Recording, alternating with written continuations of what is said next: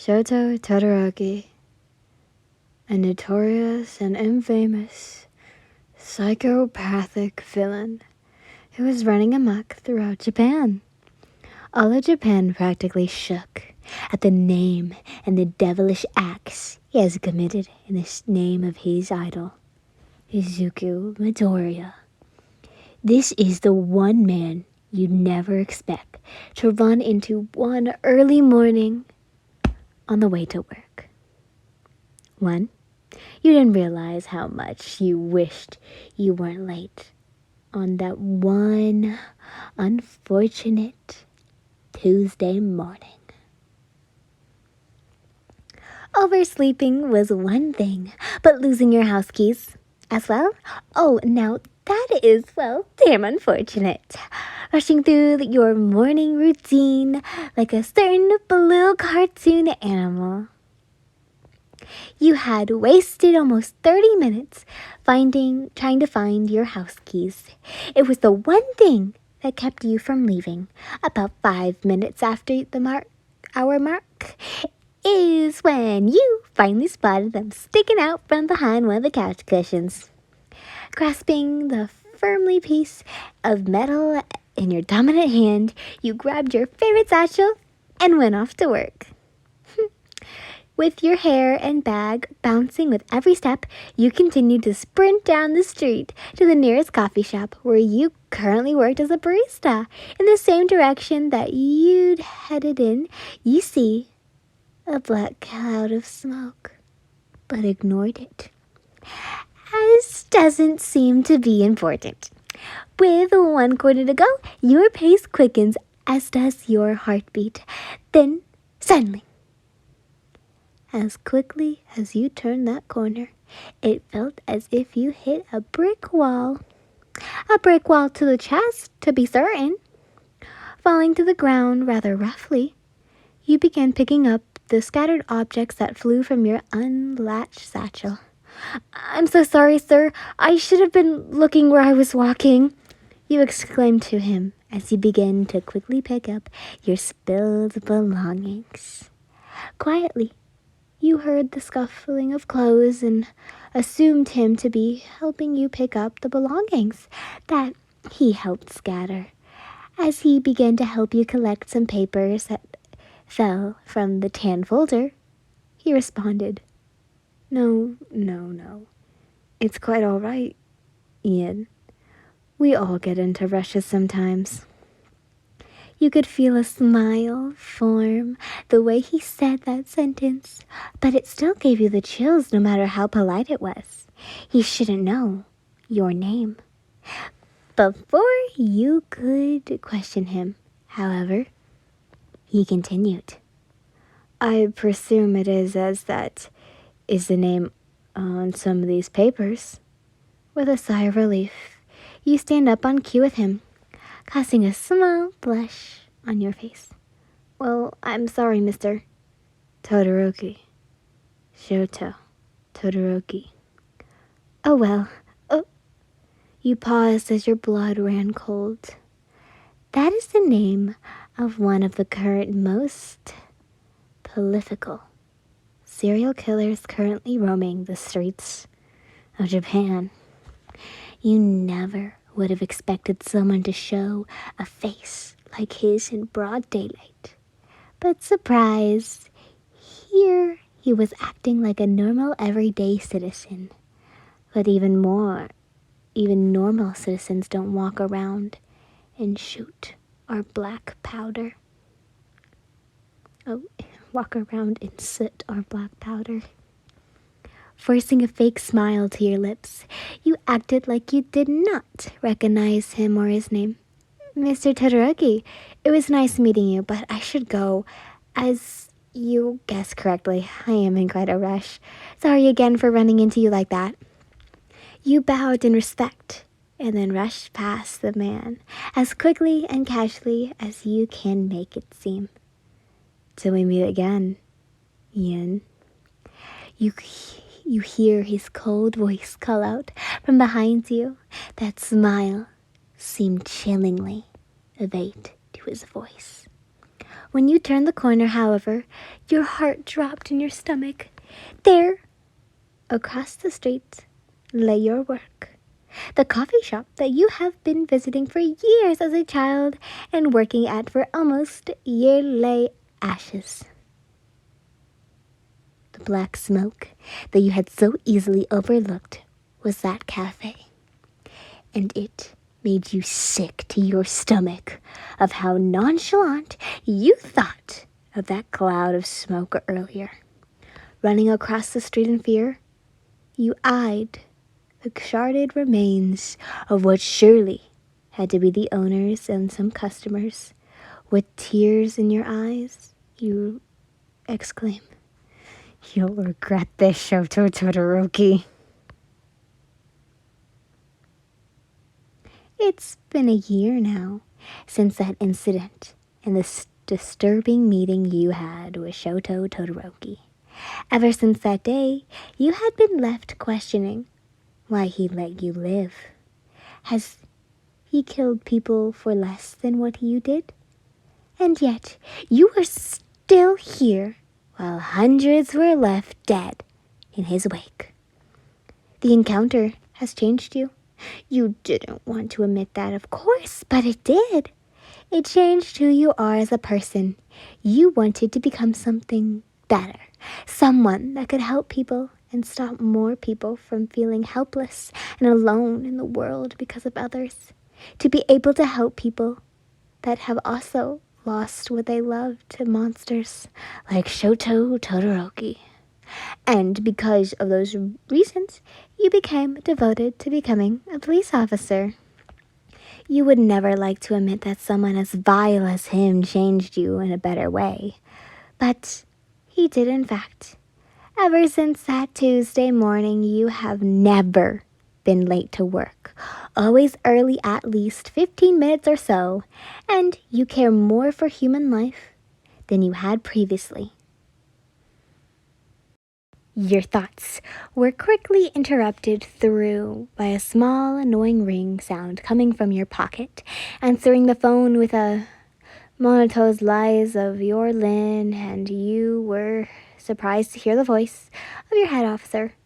"Deputy Lynn, I thought you'd like to know that we have discovered that tonight the League of Villains is going to be making a quirk-enhancing drug meetup tonight, and I was going to ask if you would accompany me. We heard from our lead that one of the people, including in this trade, is going to be the one and only Shoto Todoroki. But you must remember, if I do let you tag along, being a police officer isn't about shooting people and getting revenge by protecting people. Do you understand, Deputy?" "Yes, ma'am." You yell into the phone as spastically. You shake your excitement. You could finally get the revenge you had been working so hard for tonight. But that night would end in a way that no one could ever imagine. 6 hours later, you are sitting in a parked car next to the leading head detective in a stakeout. The sky is black and covered in black, solemn clouds, leaving the only light to be the sparky yellow glow from dimly street lamps every 10 feet or so. Your only entertainment was counting the moths that buzzed around the nearby street lamp. Suddenly, a light flickered on in the abandoned building ahead of you. As a small garage door cracked open, you had chills. For some reason, you felt something was off, but ignored it. Turning towards your lead detective, you watched her wrinkled face contort into confusion. Looking back towards the garage again, you also met with confusion and shock.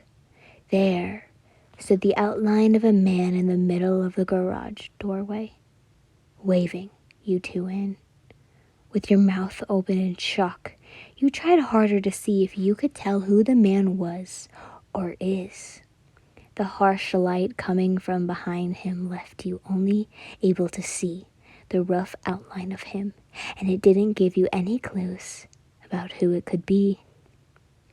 With a click of the key, the police car vibrates back to life. Turning to face her again, you are suddenly met with the hair on your neck raising from some unknown kind of fear, a new kind you have never felt before. Switching into reverse, the car speeds backwards until it runs into something hard. The sound of screeching of metal. You turn back to see a man with a devil-like smile and tall red hair.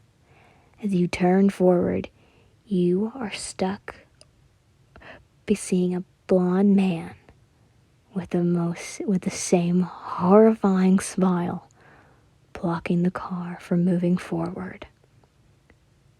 Who is that? You whispered in fear as you reach down and clutch your pistol. A small hand hits the back of your head. Looking over, you can see the same fear in the eyes of your boss. Honey, I have loved you like my own child. But don't you recognize him? Even a bit? That's Bakugo. Right. The same Katsuki Bakugo who is in the top 3 most deadly villains in all of Japan. Bakugo Katsuki. Being so focused on what was going on behind and in front of you, the two of you never thought about locking the doors of the vehicle or looking at what was possibly waiting at either door. With a soft click of the handle, your back is met with a cold air and hot breath upon your neck. You reach out for your boss in fear, as your fingertips graze her, you are yanked away roughly into the harsh, broken up concrete called the sidewalk. Boss! Boss! You called out weakly as you tried to crank back to her and into the safety of the vehicle. Harshly, the door is shut in your face, and you are met with a callous hand on the back of your neck, heating up by the second. Being forced to stand and walk backwards with this unknown entity. You see your boss pull out her gun and point it at the man behind you. Then suddenly, she turned it towards Bakugo. As soon as she did, however, Bakugo slammed his hand on the lid of the car. Within seconds, spark rose from his hands, and the car went up ablaze, with a woman trapped inside. With the small explosions, you could hear her scream. Worst of all, laughing. Laughing, coming from all these deranged psychopaths and sociopaths around you. You couldn't take it anymore and squeezed your eyes shut and tried to ignore the horrors and haunting images that you saw. Reaching into your pocket, you squeezed the handle of your pistol in some sort of comfort. With the lick of flames eating up your front, you could hear the steps of 2 different footsteps stomping up the gravel towards you. We did all this fucking bullshit to get this, bitch. You hear Bakugo growl out loudly onto your face. Harshly, you feel him grab your face with your chin and turn your head side to side before throwing your head away like it was something foul and disgusting. Put another hand on them and you will die. That voice. It was a voice you would never forget, but you wish you could. It was the voice of the handsome yet vile Shoto Todoroki. As Bakugo prepared to reply, you felt your neck begin to burn hotter and hotter. It seemed unknowingly to Todoroki, but his anger was effectively affecting him and hurting you in the process. Then, for a second, felt his hand leave your neck, and you took the chance. You opened your eyes and turned towards Todoroki. With a swift movement, you pulled the gun from your pocket and shot multiple times. We wouldn't want that, now would we? As quickly as you fired shot after shot, you were suddenly hit with something in the arm. you were firing the gun with. In a rush, you felt lightheaded and collapsed to the ground, dropping the pistol in the process. Black spots began to fill your vision as a pair of bright red sneakers walked into view. With an overly sickening, sweet voice, you hear this man speak. Todoroki, dear, you need to take more control over your pets, or they might have to end up in my lab as an experiment. Now, we wouldn't want that after all the trouble of getting them, would we? No, sir. Won't happen again. Todoroki replies in a monotone voice. With all the shuffle of feet, you're sitting up and stuck, looking into the face of the man you hated the most in the world. But how? You whisper with all your might, your vision becoming more blurry by the second. Shh. He shushes, petting your hair down into place with a small smile. You forget we have Kirishima, but don't worry now. You're safe with me, and safe with me forever. And it all fades to black with the blunt realization that one Tuesday morning, you were early. You could have died with your friends in that cafe, but now you're stuck living your life as a prisoner in an unending, personalized hell.